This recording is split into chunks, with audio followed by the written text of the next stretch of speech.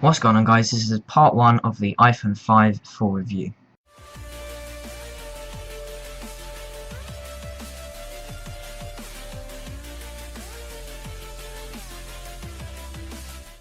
So let's jump straight into the specs of the iPhone 5. It has a Apple dual-core 1.26 GHz A6 chip, and it has a 4-inch Retina display running at 1136 by 640, which is 326 ppi.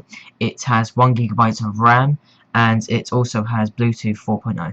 So straight into the unibody of the phone. It has a sleep button and nothing else on the top. There is the turn up volume and down volume. On the bottom there are the 2 speakers, there is the lightning jack, and also there is the 3.0mm headphone jack. So on the front of the phone there is the notification sensor light, and there are the 2 sensors, which are the front facing camera and also the microphone.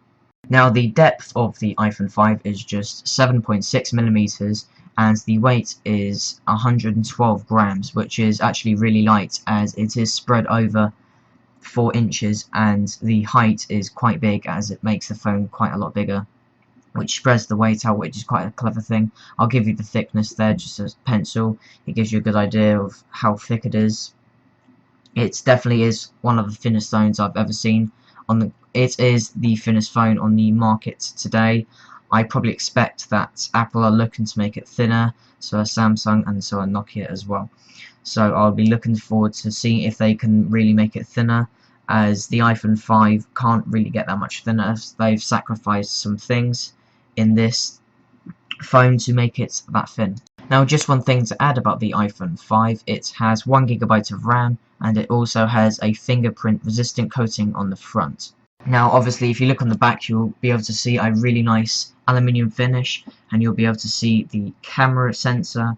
Now also on the iPhone 5 it has a 8-megapixel sensor, it has 1080p video recording, and it supports up to 30 frames a second. And also the flash, and you'll see a dot in the middle, which is also the microphone.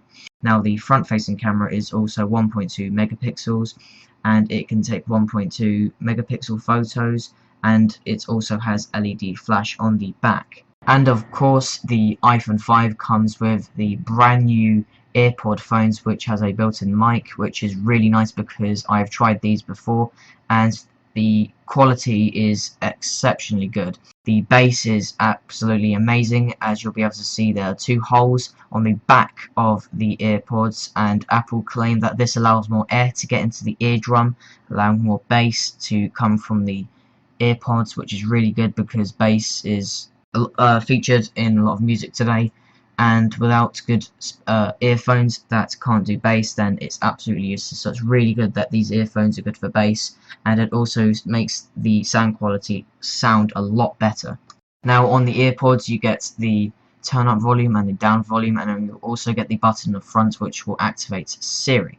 Now in my opinion, the overall design for the iPhone 5 is really nice. It's got a beautiful design on the back and the front.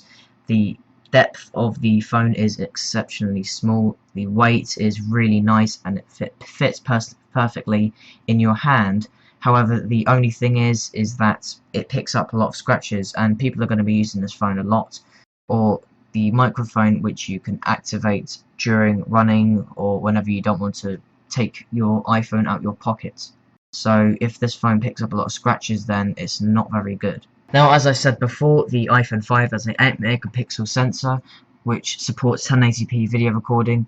Now in my opinion, I would say the camera is exceptionally good. However, the only problem is when you activate the camera mode from the lock screen, you cannot use zoom, which is quite annoying, as I like to use zoom, and if there's an object quite far away I want to take a picture of, then there's no chance. Obviously I can use zoom, and I'm more than happy to use that, but that is more ideal for close objects, and I don't really like that. I like the idea of having the option to go into zoom when viewing the photo, but it would be nice to see a better zoom mode on the iPhone 5 lock screen camera mode.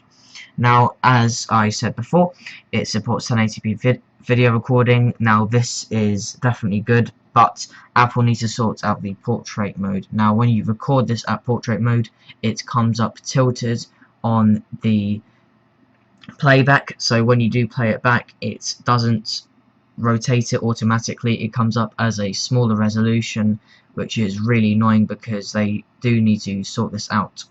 But overall, for the camera, it is very good. It's definitely better than any camera I've seen on a phone. I think it's better than the S3 and also the HTC One X. But that is just my opinion. I would really like to know what you guys think about the overall iPhone 5, and thanks for watching.